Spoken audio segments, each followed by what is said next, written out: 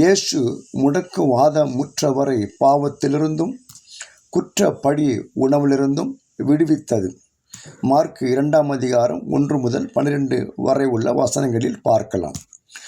தீய ஆவி பிடித்தவரை ஆவியின் பிடியிலிருந்து விடுவித்தது. மார்க் 1 அதிகாரம் 21 வசனத்திலிருந்து 28 வசனம் வரை பார்க்கலாம். பெரு சுமை சுமந்து சோர்ந்திருப்போரை ஒடுக்குமுறை சட்டத்திலிருந்து விடுவித்தது.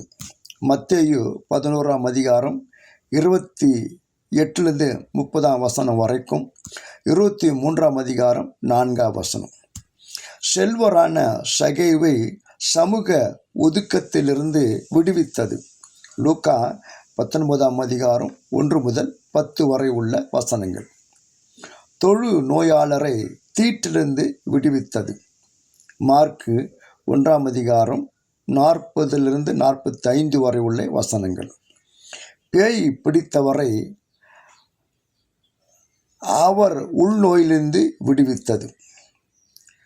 மார்க் 5 அதிகாரம் 1 21 வரை உள்ள வசனங்கள். முதல் சீடர்களை உடைமைகளின் பிடியிலிருந்து விடுவித்தது. மார்க் 1 அதிகாரம் 16 18 வரை உள்ள வசனங்கள்.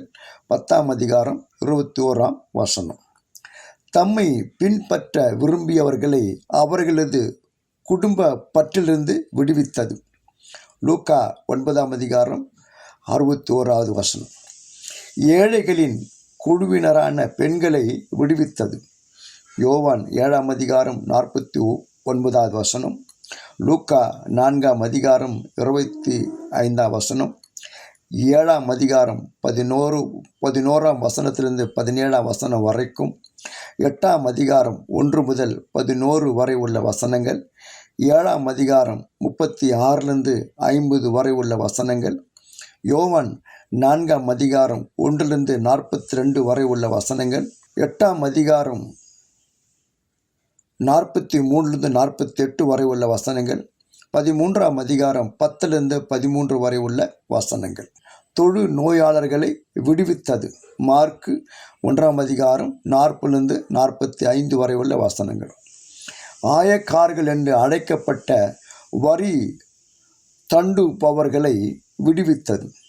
லூக்கா 18 அதிகாரம் 9 14 வரை உள்ள வசனங்கள். மார்க் 2 அதிகாரம் 13 வசனத்திலிருந்து 17 வசனம் வரைக்கும். இவையெல்லாம் இயேசுவின் புரட்சிகரமான முழு நேர இறையாட்சி பணிகள். இதன் மூலம் இறையாட்சி விண்ணரசு என்று இறைத்தந்தையின் லட்சிய திட்டத்தை நிறைவேற்றி வந்தார். இயேசுவின் விடுதலை பணியின் இலக்கு ஏழை மக்களே. இது இறையாட்சியின் விடுதலையாகும். அன்பு, நீதி, சமத்துவம், பரிவு, இரக்கம், பகிர்வு, மன்னிப்பு போன்ற பண்புகளோடு வாழ்ந்து பிறரையும் வாழ வைத்து ஒரு புதிய சமுதாய பண்பாட்டு பார்வையை புரட்சியை உருவாக்கியவர் இயேசு. மனிதர், உலகு, இயற்கை, கடவுள் குறித்தும் ஒரு புதிய பார்வை கொண்டு வந்தவர் இயேசு. ஒரு சமுதாய பண்பாட்டு புரட்சியாளராக வாழ்ந்தவர் இயேசு. இதையே பிறருக்கும் போதித்தார். தமது சீடர்களும் அவரை போல உலகின் ஒளியாய் புதிய பார்வையோடும் வாழவும் அழைப்பு விடுத்தார்.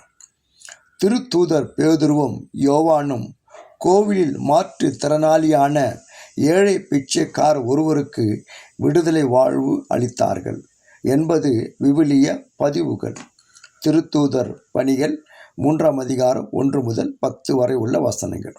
நாமும் நமது குடும்பங்களும் திருச்சபைகளும் இயேசு கண்ட சமத்துவ சமதர்ம சமுதாயத்தை இறையாட்சி பணிகள் மூலம் உருவாக்குவது இன்று நம் கண்முன் நிற்கும் மிகப்பெரிய கடமையும் சவாலாகும் என்பதை உணர்வோமா? சிந்திப்போம். கடவுள் உங்களை ஆசீர்வதிப்பாராக. ஆமீன்.